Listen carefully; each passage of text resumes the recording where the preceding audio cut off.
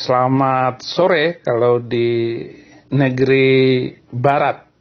Terima kasih sudah beberapa orang yang menunggu siaran saya pada pagi hari ini.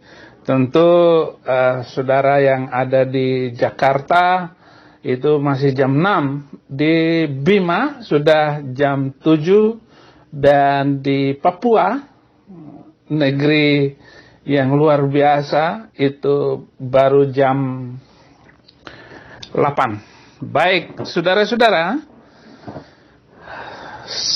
kesempatan ini saya akan sampaikan dan permintaan saya kepada Pak Menteri Yakut Holil Kaumas agar bagaimana beliau segera menjawab tantangan saya ataupun merespon permintaan saya untuk 300 ayat itu. Beliau harus memintanya, atau saya kirim kepada Kemenag untuk menyebut satu persatu ayat yang saya maksud itu.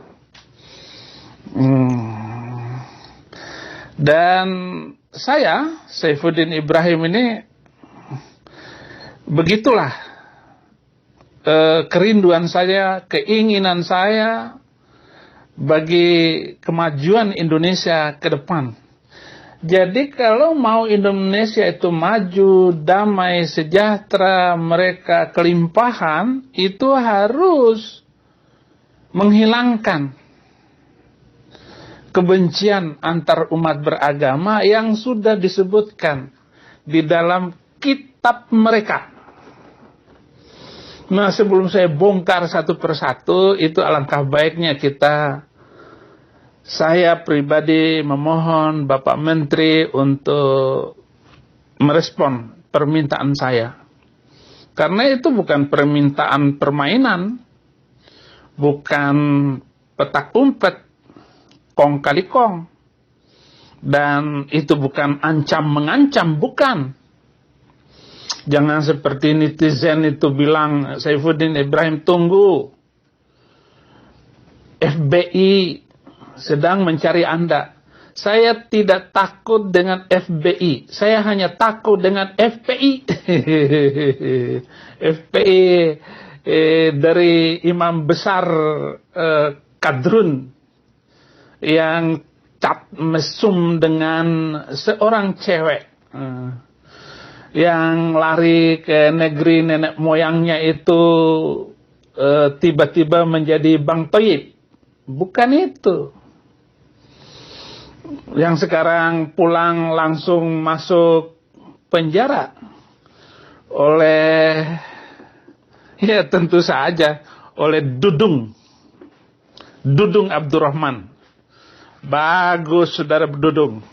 Ya, saya senang dengan Dudung karena mampu memukul mundur Imam Jumbo, pemimpin Al-Qadruniyah yang menyembah patung dan baliho. Haleluya. Mungkin saudara-saudara Kristen yang memberikan netizen yang memberikan tanggapan negatif kepada saya, ya bukan negatif sih sebenarnya, tanggapan mereka saudara-saudara Kristen itu selalu berkaitan dengan agar saya jangan menyinggung agama lain.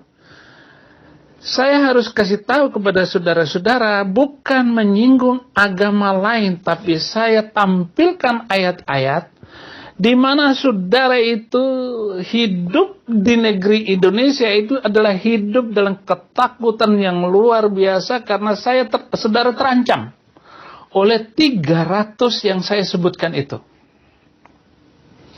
Nah, 300 ini sangat mengerikan, membuat saudara ngeri.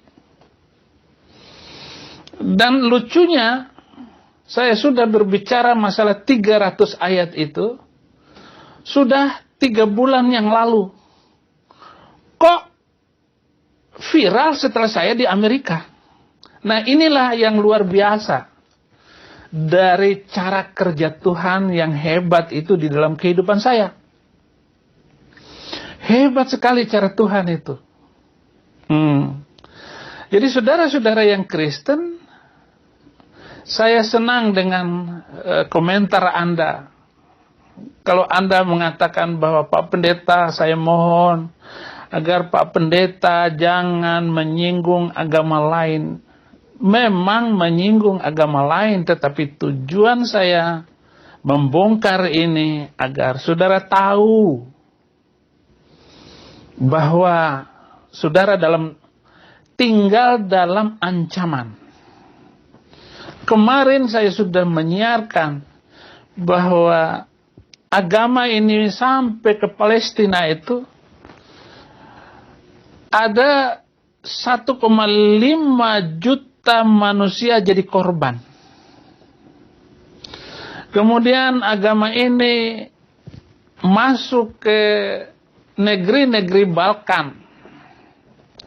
Seperti negeri yang ada sekarang, Chechnya, Herzegovina, Bosnia.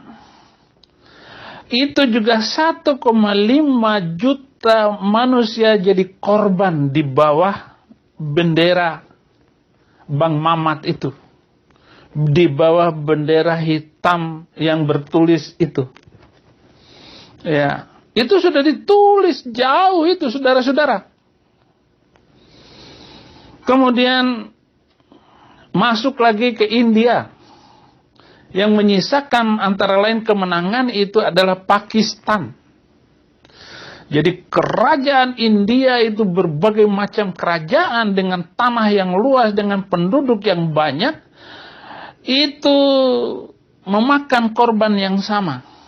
1,5 juta manusia meregang napas di bawah bendera hitam yang nulisnya kayak begitu itu. Serem. Dan saya bisa menunjukkan itu. Maka kerajaan India itu berubah menjadi Afghanistan, Pakistan, Bukhara.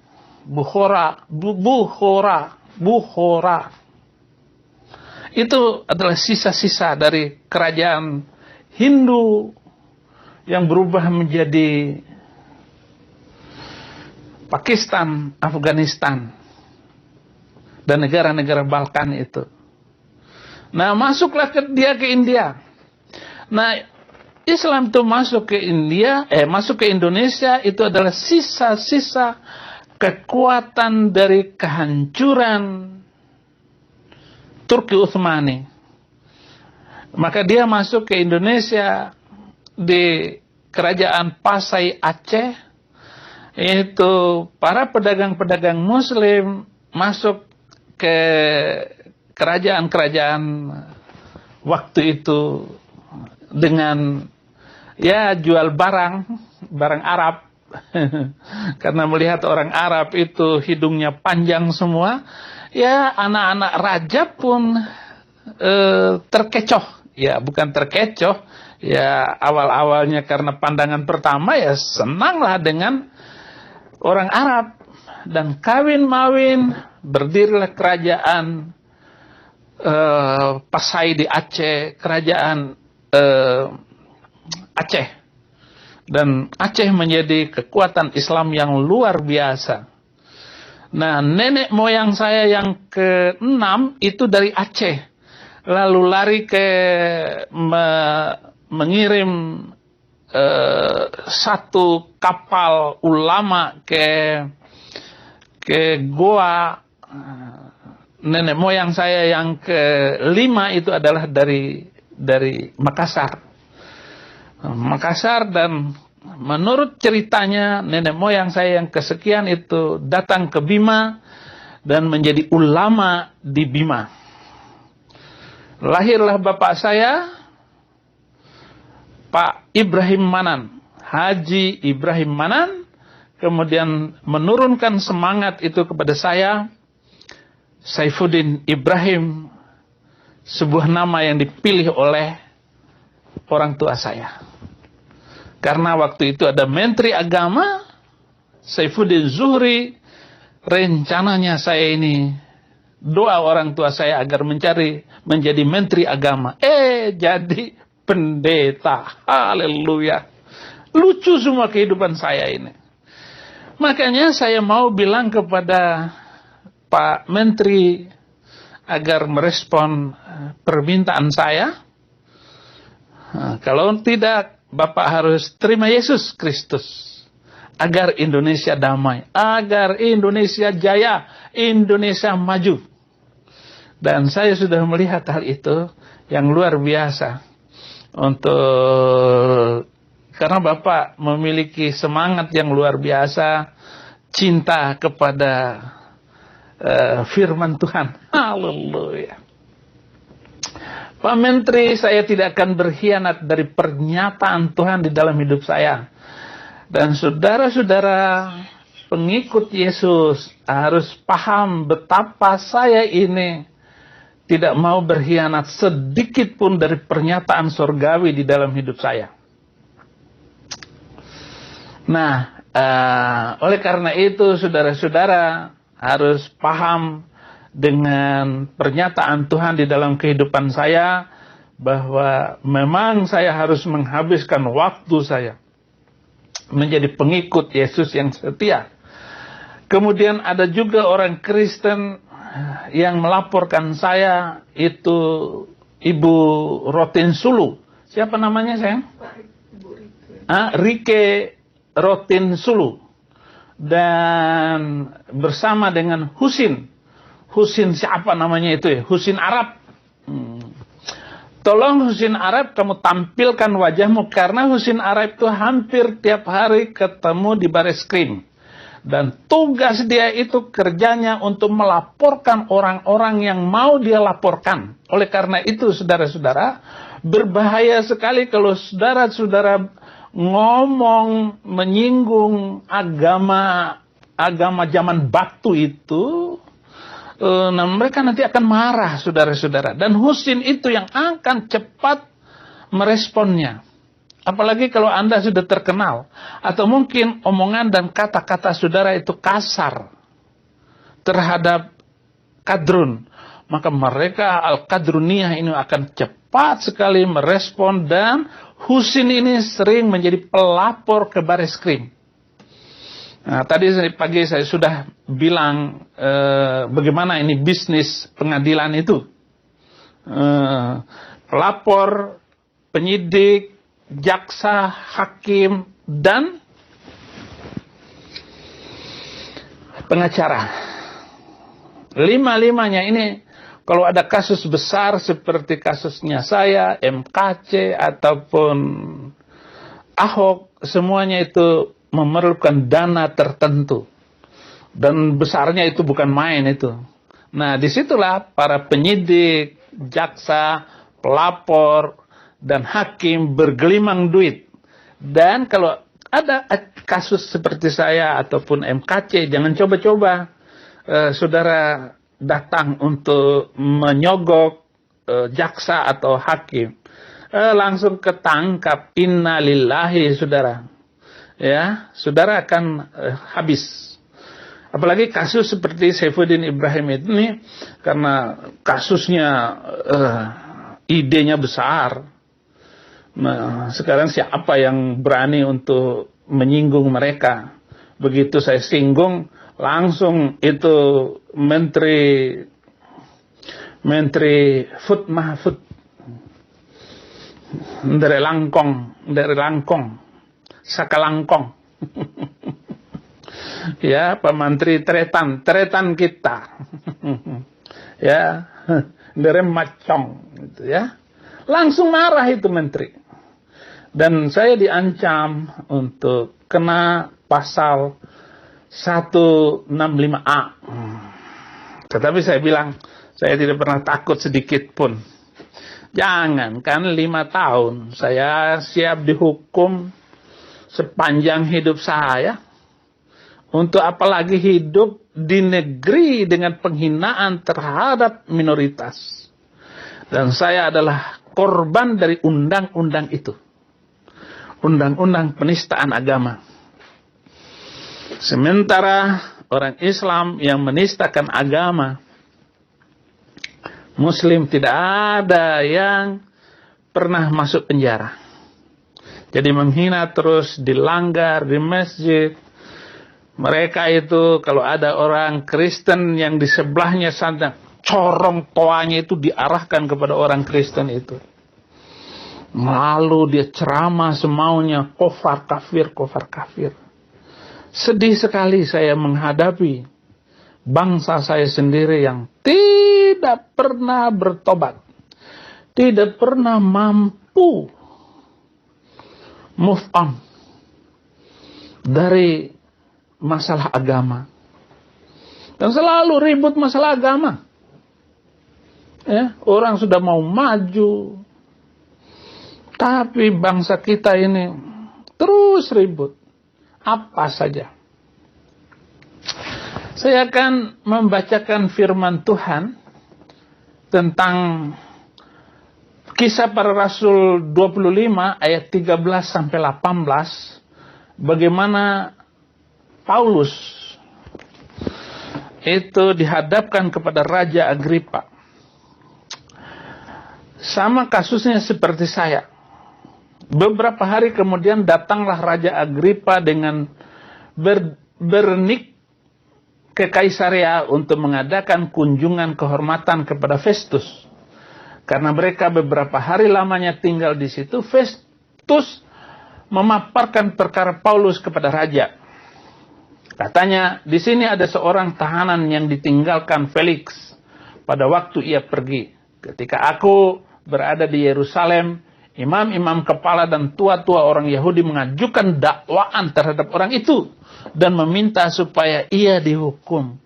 Aku menjawab mereka bahwa bukanlah kebiasaan pada orang-orang Roma untuk menyerahkan seorang terdakwa sebagai suatu anugerah sebelum ia dihadapkan dengan orang-orang yang menuduhnya dan diberi kesempatan untuk membela diri terhadap tuduhan itu. Karena itu mereka turut bersama-sama dengan aku kemari. Pada keesokan harinya aku segera mengadakan sidang pengadilan dan menyuruh menghadapkan orang itu. Tetapi para pendakwa berdiri di sekelilingnya. Mereka tidak mengajukan suatu tuduhan pun tentang perbuatan jahat seperti yang telah aku duga. Jadi Kisah Rasul 25 ayat 13 sampai 18. Apa yang diajarkan oleh Paulus waktu itu. Tetapi mereka semua gemetar dan ketakutan. Karena Paulus sebenarnya hanya mengajak mereka bahwa Mesias itu, Yesus yang datang itu, sudah dijanjikan sejak perjanjian lama sampai perjanjian baru. Dan pernyataannya, kasunyatannya, penggenapan dari Mesias yang sudah diceritakan dalam perjanjian lama itu ada pada Yesus Kristus. Itulah yang dikatakan oleh Paulus. Tetapi mereka menangkap Paulus. Bahkan kalau Anda itu baca semua, bagaimana riwayat Paulus itu, tubuhnya hitam karena dirajam, dilempar dengan batu. Dia bertobat itu kira-kira umur 40 tahun. Persis dengan umur saya 41 tahun. Dan Paulus ini segera namanya melambung. Karena dia rajin pergi kemana-mana. Memberitakan Injil kemana-mana. Jadi, saudara-saudara,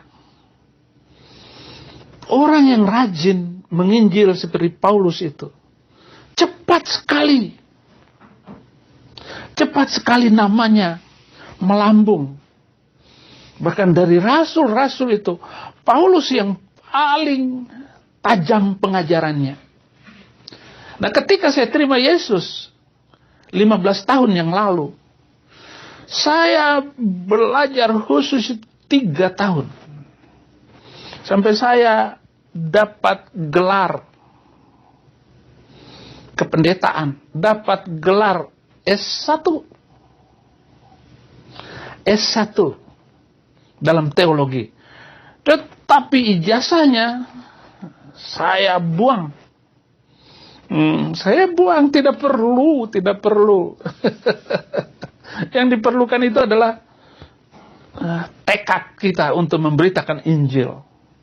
Dan saya sudah tidak bisa menghitung berapa puluh ribu orang bertobat karena penginjilan saya, karena seminar-seminar saya, karena debat-debat saya, karena khutbah-khutbah saya.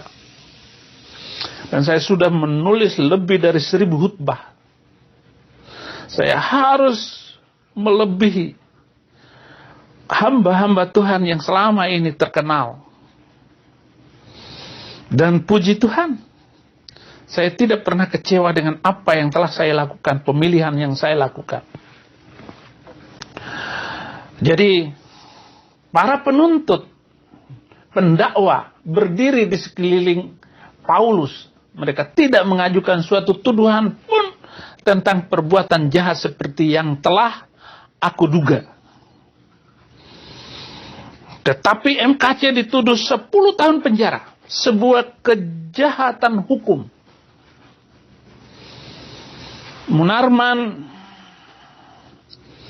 hanya dituduh 8 tahun penjara. Seorang Munarman wakil imam jumbo yang jahatnya minta ampun dan sudah terbukti dalam siaran mana saja menghancurkan ini, porak-porandakan ini. Ya, dia sekjen FBI, anak buah Habib Rizik, 6 orang meninggal. Itu kan sudah jelas itu. Dia sebagai penjahat. Dan anak buahnya Munarman itu kedapatan dia membawa senjata api. Sudah diperlihatkan semua senjata api itu, tapi tidak diakui oleh Munarboy.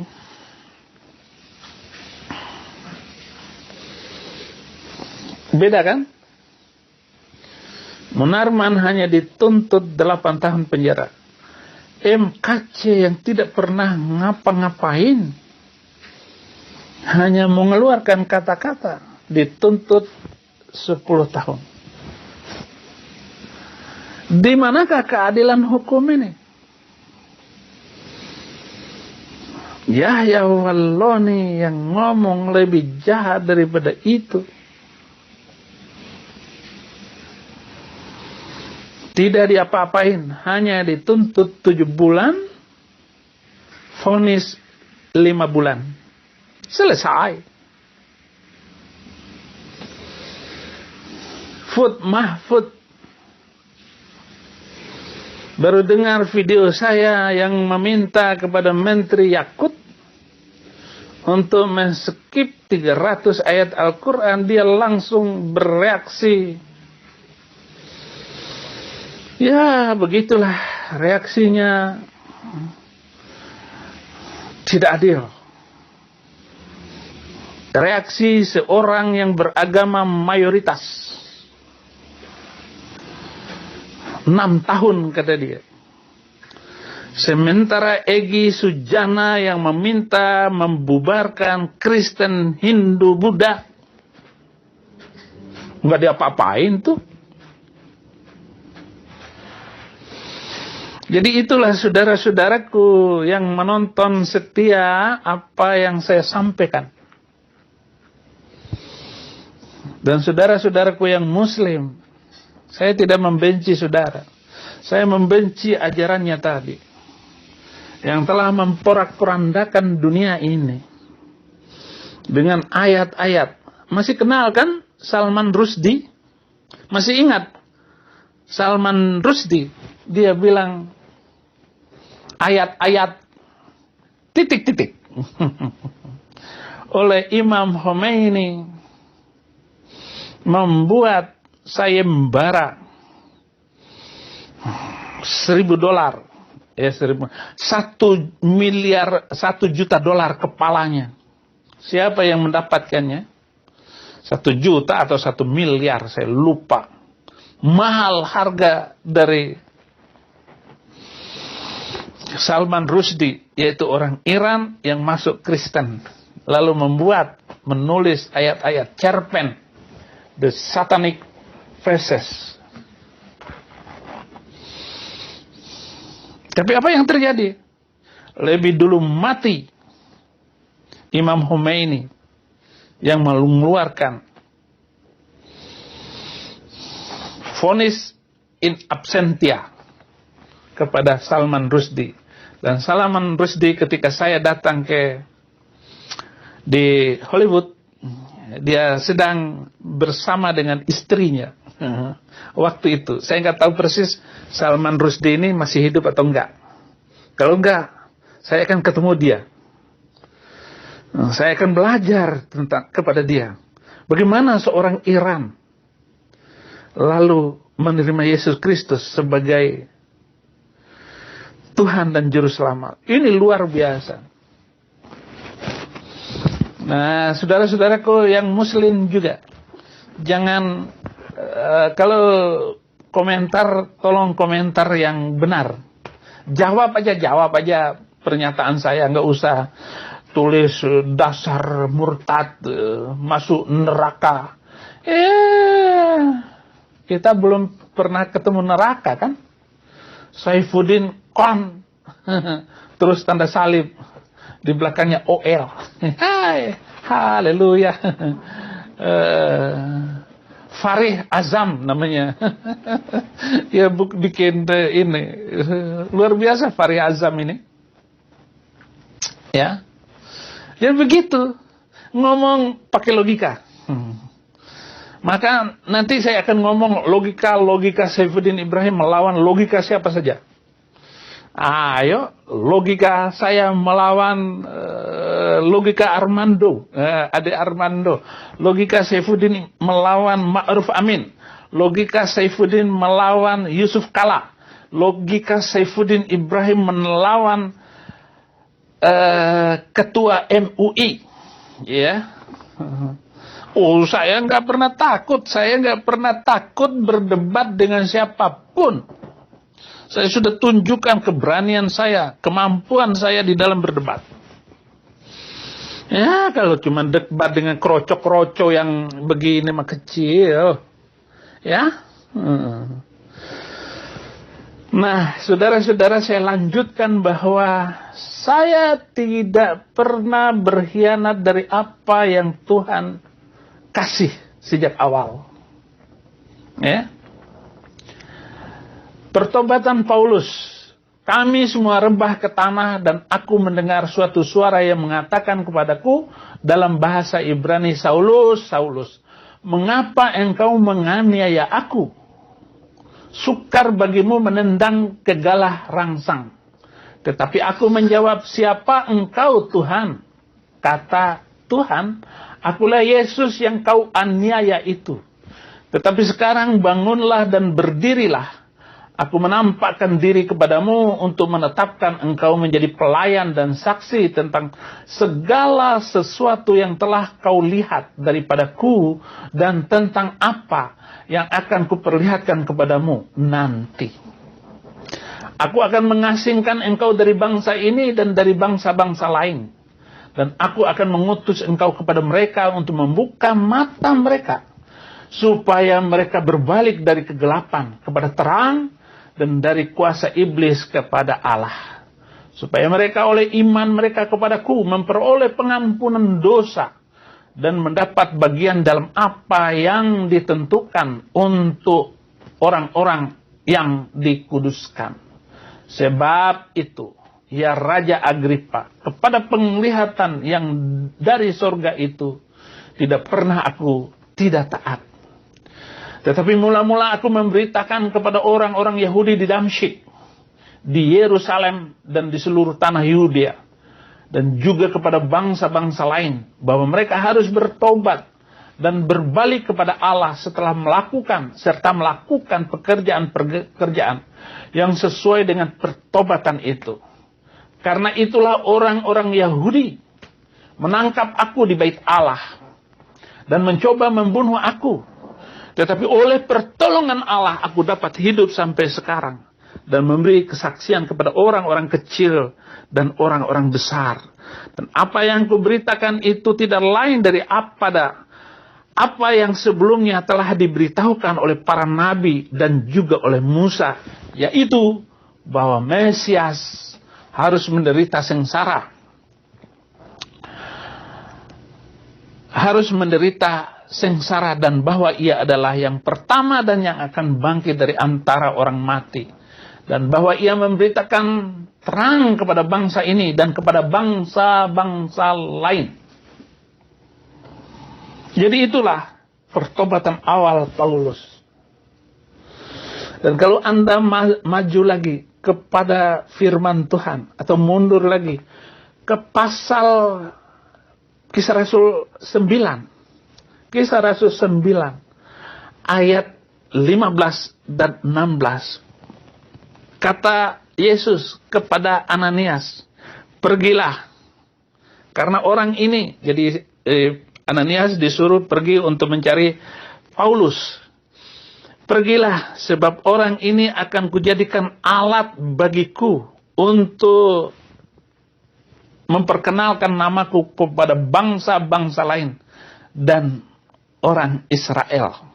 Ayat 16, Kisah Rasul 9 ayat 16. "Aku sendiri akan menunjukkan kepadanya betapa banyak penderitaan yang akan ia alami karena namaku." Haleluya. Jadi Paulus ketika itu melihat bagaimana pernyataan Tuhan ini, dan di pasal 25 ini dia dihadapkan dengan perkara hidupnya sendiri. "Aku tidak pernah berkhianat. Aku tidak pernah lalai.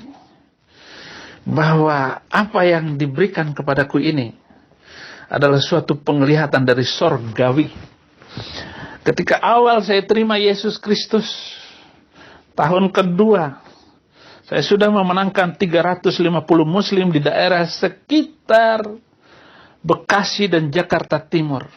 Semua saksi itu ada. Sampai hari ini banyak mereka yang sudah bergereja, yaitu dari muslim terima Yesus Kristus. Di Madura pun banyak yang terima Yesus Kristus. Ada saudara-saudara saya yang di Madura sana. Saya tidak berani untuk menyebutkan nama mereka. Teman-teman saya di Bangkalan, di Surabaya. Dan saya melakukan penginjilan. Apalagi di Jakarta, banyak saksi. Ya, saya berharap saudaraku Theo yang setia. Tapi kamu kok belum pernah digebukin orang ya Theo. Tapi karena Theo ini pintar ngomong ya, dia nggak pernah. Masa itu Ustadz berjenggot itu langsung dipeluk dari belakang, lalu seperti sudah kenal dengan orang padahal nggak kenal. Itulah Theo itu. Dan dia sudah menangkan ratusan orang di Pasar Baru, di Senen, di mana pokoknya dia sekarang ini target dia berapa orang itu dia harus injili, 30 atau 60 orang setiap hari. Terima kasih Theo. Kamu sudah menunjukkan keberanianmu di dalam menginjil. Banyak orang. Saya sudah memberikan ilmu-ilmu dasar menginjil kepada saudara muslim. Tanya pasti nggak bisa jawab. Itu muslim. Nggak bisa jawab. Ya nggak sesuai dengan ayat Alkitab. Oleh karena itu kepada yang terhormat Bapak Menteri Agama Indonesia, bahwa Bapak adalah Menteri Agama se-Indonesia, bukan Menteri Agama Islam. Tolong adil dulu dalam bersikap sebagai pemimpin. Jangan hanya pro-Muslim saja. atau pro kepada NU saja, tapi juga kepada Muhammadiyah, Al-Irsyad, Al-Wasliyah, juga kepada Persis. Karena sekolah-sekolah Persis juga banyak di Jawa Barat, banyaknya di Jawa Barat, juga di Jawa Timur itu ada sekolah-sekolah Persis. Persatuan Indonesia yang didirikan oleh A. Hasan Bangil. A. Hasan ini adalah juga guru dari Soekarno, almarhum Presiden Indonesia.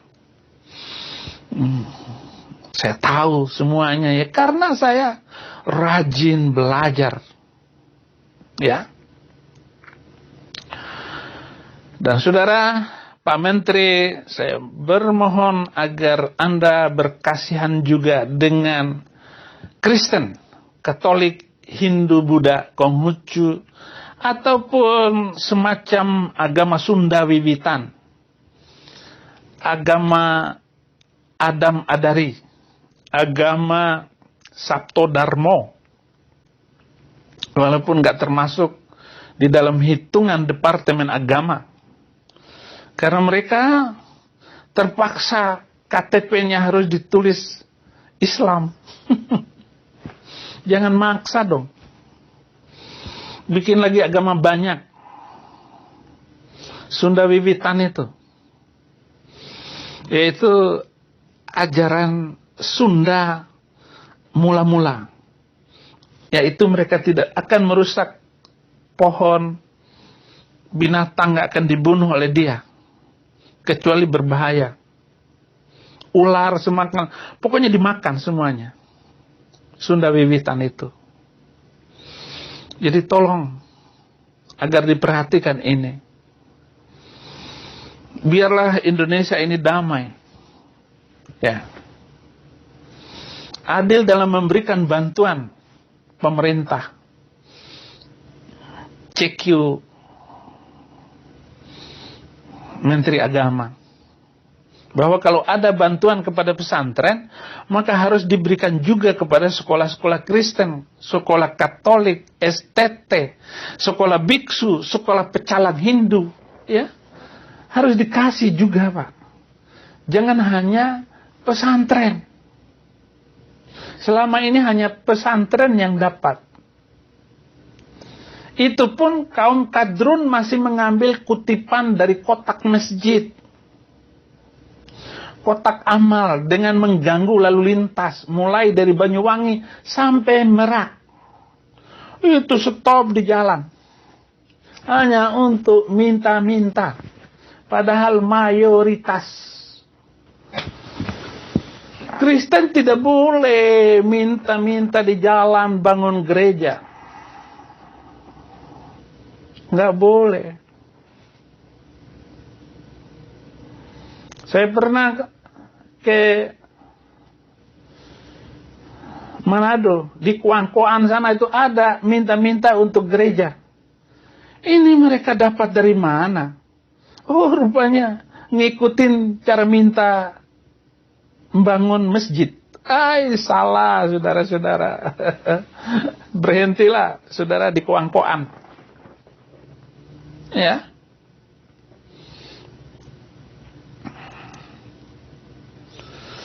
Kotak masjid malah lebih parah. Ada toa kotak masjid sepanjang jalan, lebih ngawur lagi. Luar biasa. Oleh karena itu, saudara-saudara, tolong jangan seperti ini. Kita membangun Indonesia ini. Jangan perjalanan kita diganggu oleh kotak amal, masjid. Ya, malah bikin drone di tengah jalan itu. Wah, kalau di Singapura, kalau ada kayak begitu, boleh ditabrak, dilindas saja. Orang yang mengganggu lalu lintas. Kok Saifuddin Ibrahim ngatur? Enggak, ini bukan mengatur. Saya sudah melihat negara-negara di dunia ini. Di Arab Saudi nggak ada minta-minta kotak kayak begitu. Nggak ada di Yordan, nggak ada di mana-mana, nggak ada. Hanya di Indonesia leluconnya.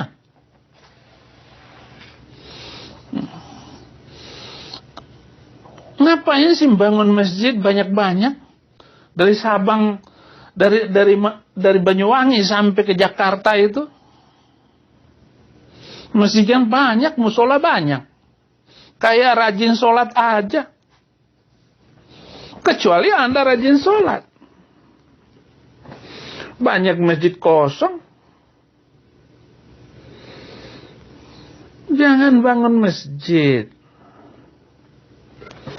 hanya untuk gagah-gagahan, hanya untuk memperlihatkan ada anak Pak Kiai yang baru pulang pesantren supaya bisa jadi imam. Salah semuanya itu. Kalau saya itu adalah Dudung Abdurrahman, saya akan buang semua itu. Orang-orang yang minta kotak amal di jalan. Apalagi pakai toa. Ngomong.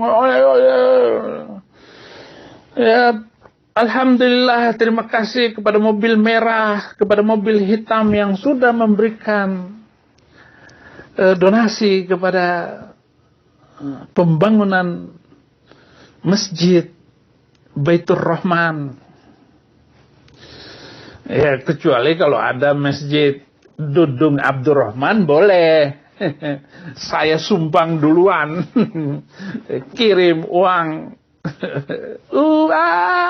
Amerika untuk masjid Dudung Abdurrahman. Ini masjid enggak apa-apa. Masih banyak masjid. Rame lagi. Ngaco lalu lintas. Ini pekerjaan ngawur. Pekerjaan yang hina. Kalau nggak bisa bangun rumah ibadah, ya jangan minta di jalan. Tolong. Ini bukan penghinaan. Tetapi kehormatan suatu agama harus dibuktikan dengan baik. Ya. Bagaimana saudara-saudara? Jangan bilang saya ini menghina, tetapi saya membangun pola pikir agar kita semua tidak hina seperti itu.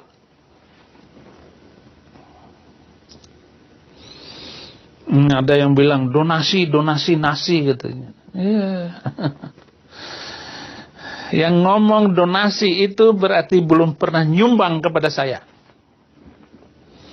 Yang ngomong, yang ngetik donasi, ini belum pernah nyumbang kepada Saifuddin Ibrahim. Saya percaya.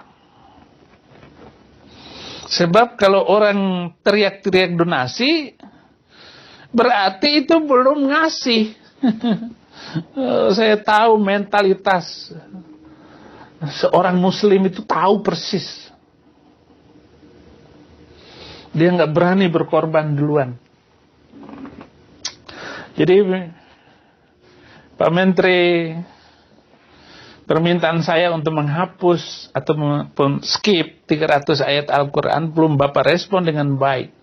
Kalau Bapak belum respon permintaan saya, apakah saya siapkan lewat YouTube? Karena akan mempermalukan Islam. Dan saya tidak mau Islam malu karena Bapak tidak berbicara. Mohon Bapak, mungkin sudah sampai ke kantor hari ini.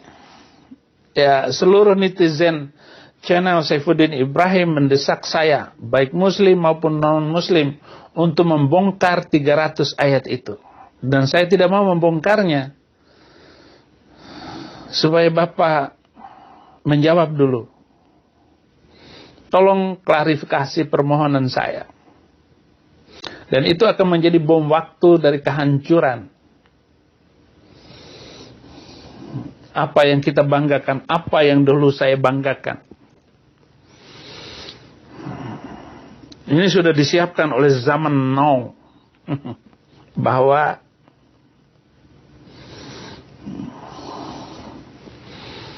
akan datang suatu zaman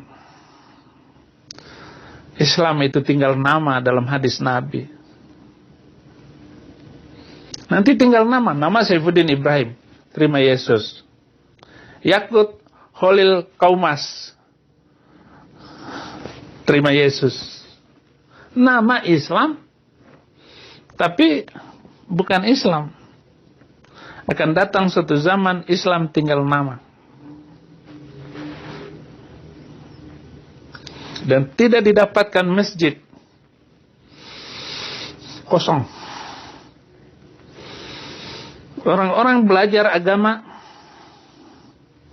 tidak mengerti agamanya.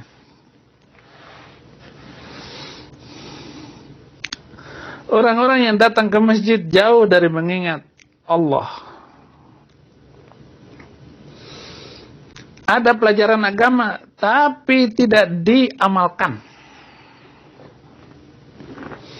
Jadi Islam hanya, ya begitu. Dan inilah mula-mula awal kehancurannya itu. Dan inilah waktu-waktu yang dikatakan oleh Muhammad bahwa akan datang zaman di mana Islam tinggal nama. Saya yakin karena sudah dibongkar oleh YouTube. YouTube ini baru 3 tahun kayaknya. Ya baru 2 tahun, 3 tahun ini. Dan YouTube ini akan membongkar. YouTube telah menghancurkan banyak televisi. Tidak laku lagi. Karena YouTubers mengambil keuntungan televisi. Saya sudah untung. Ya, dari Anda-Anda yang nonton, subscribe. Luar biasa semuanya. Ini hebat zaman ini. Sekarang ini 1922. 1924 adalah 100 tahun kehancuran Islam. Jatuhnya Turki Utsmani sebagai peringatan bagi kadrun untuk menegakkan kembali marwah Islam yang sudah ditelanjangi oleh YouTube. Artinya Yahudi telah mempermalukan Islam karena zaman Muhammad itu membantai 5.000 Yahudi di Madinah pada tahun 635 Hijrah atau 1400 tahun yang lalu.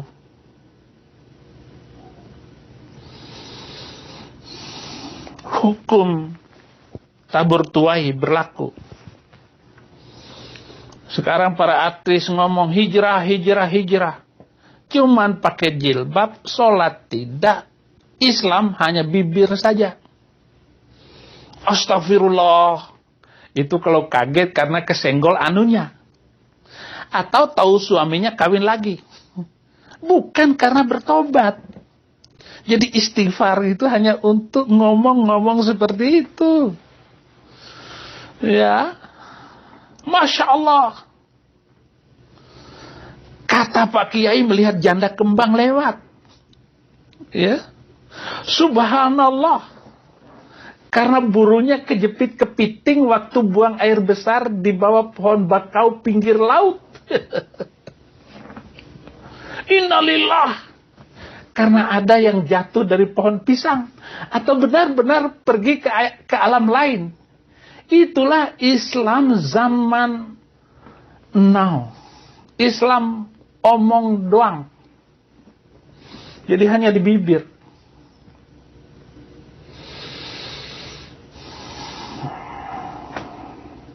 Nah itulah yang ditegur oleh Tuhan Yesus Kristus 2000 tahun yang lalu. Bangsa ini memuliakan aku dengan bibirnya, padahal hatinya jauh daripadaku. Percuma mereka beribadah kepadaku, sedangkan ajaran yang mereka ajarkan adalah perintah manusia. Yesus tidak pernah mengajarkan naik haji, apalagi mutar-mutar batu hitam 7 kali. Tidak pernah dilakukan oleh Yesus Kristus dan para nabi sebelumnya. Itulah sayangnya keluar. Nah, salah satu ayat yang harus dihapuskan itu adalah perintah mutar-mutar batu hitam itu. Ya, jangan tersinggung dong. Dan ini juga dikuatkan di dalam Yesaya 29 ayat 13. Lebih parah lagi. Dan Tuhan telah berfirman oleh karena bangsa ini datang mendekat dengan mulutnya dan memuliakan aku dengan bibirnya, padahal hatinya menjauh daripadaku, dan ibadahnya kepadaku hanyalah perintah manusia yang dihafalkan. Hanya hafalan.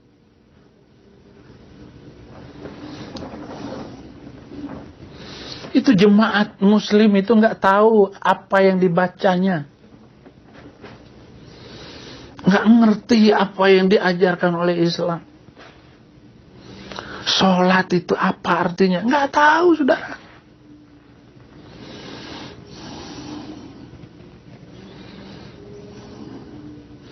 Allahumma shalli ala Muhammad wa ali Muhammad. Ya Allah, selamatkan Muhammad dan keturunannya. Ya, hanya keturunan Muhammad yang selamat. Lu orang Jawa.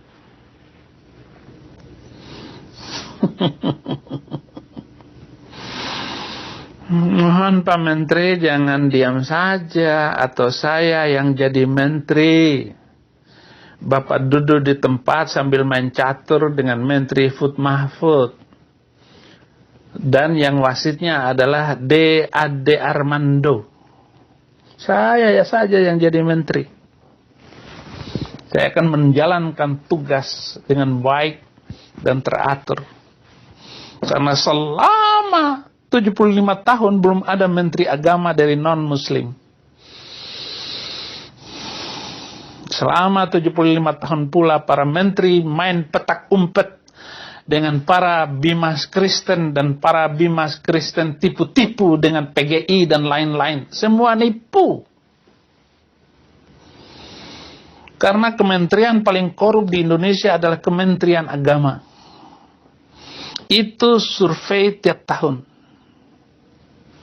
Lembaga-lembaga agama juga ikut perang menipu umat. Seperti FPI, MUI. Nah, MUI ini rasain lo. Tugasmu sudah diambil alih oleh Menteri Agama. Sudah lama saya usulkan itu. Baru Menteri Yakut Khalil Kaumas yang berani mendobrak Majelis Ulama Indonesia. Sudah dimiskinkan oleh Menteri Agama, dan uang-uang yang dimiliki oleh MUI itu adalah untuk mendukung kaum kadrun itu, meledakkan apa saja, menghancurkan apa saja, karena uang itu sudah triliunan hanya dari label halal haram. Biarlah Menteri Agama yang mengaturkan, dan itu benar. Benar itu Pak Jokowi. MUI ini harus ditelanjangin karena dia adalah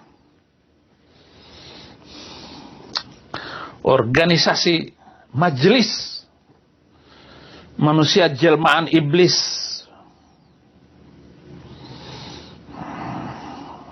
Majelis manusia jelmaan iblis. MUI. Ulama sok pinter. Sini debat dengan Saifuddin Ibrahim.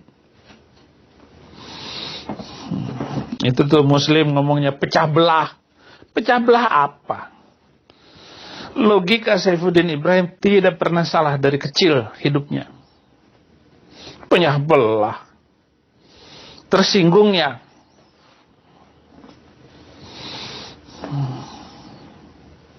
Yang ngomong pecah belah tadi, tunjukkan saya 20 ayat yang saya maksud tidak pantas disebut kitab suci. Ayo. Berani nggak? MUI, FBR, itu adalah ormas-ormas yang ya nggak perlu. Mana ada FBR di New York? Nggak ada. Itu preman semua. Nggak mau kerja, minta duit ke toko-toko Cina. FBR ini, ini parkirnya FBR, lalu nanti diganti, dibagi-bagi. Ini 1 tahun 5 juta, ini. Si ini. Lalu ada preman-preman di situ tuh. Dikuasai oleh FBR di Jakarta. PGI organisasi preman di dalam kekristenan. Kemarin dia apa itu? Ini hanya ormas semacam MUI. Dia hanya nunggu uang dari Bimas. Awal tahun dapat 1 M. Tetapi ketika gereja dibakar atau enggak ada suaranya. Tetapi ketika diminta oleh televisi TV One, Jamie Sumampau memberikan komen. Terima kasih Jamie. Kemarin sebelum saya terbang ke Amerika, dia telepon saya karena ketakutan karena saya singgung terus tuh PGI. PGI itu ada yang bilang, oh Pak Pendeta, PGI itu Persatuan Garong Indonesia. Uang masuk 1 M, nggak ada ngomongnya apa-apa. Saya tahu kok.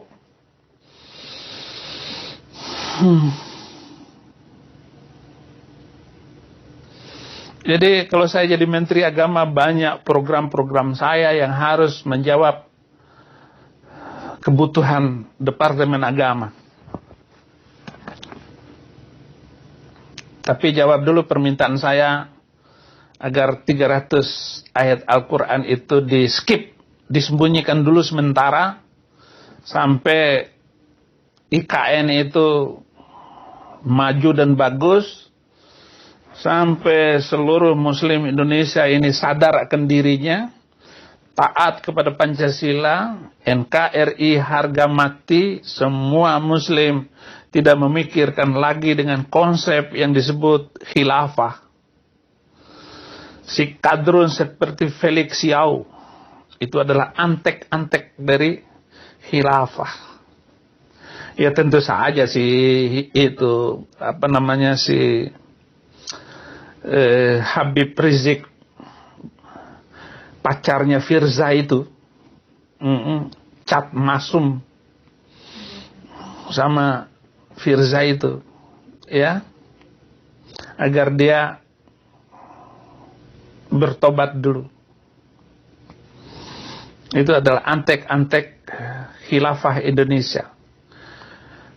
Tolong Pak Dudung, Jenderal Dudung, agar menjaga NKRI harga mati. Tapi kalau saya boleh, NKRI harga hidup saya. Ya, mungkin juga Pak Menteri Agama perlu konsultasi dengan Pak Fud Mahfud MD untuk secepatnya agar dibicarakan. Kalau saya diundang, jangan tangkap saya ya kalau saya ke Indonesia. Karena dalam waktu dekat ini saya akan segera bergabung dengan Christian Prince.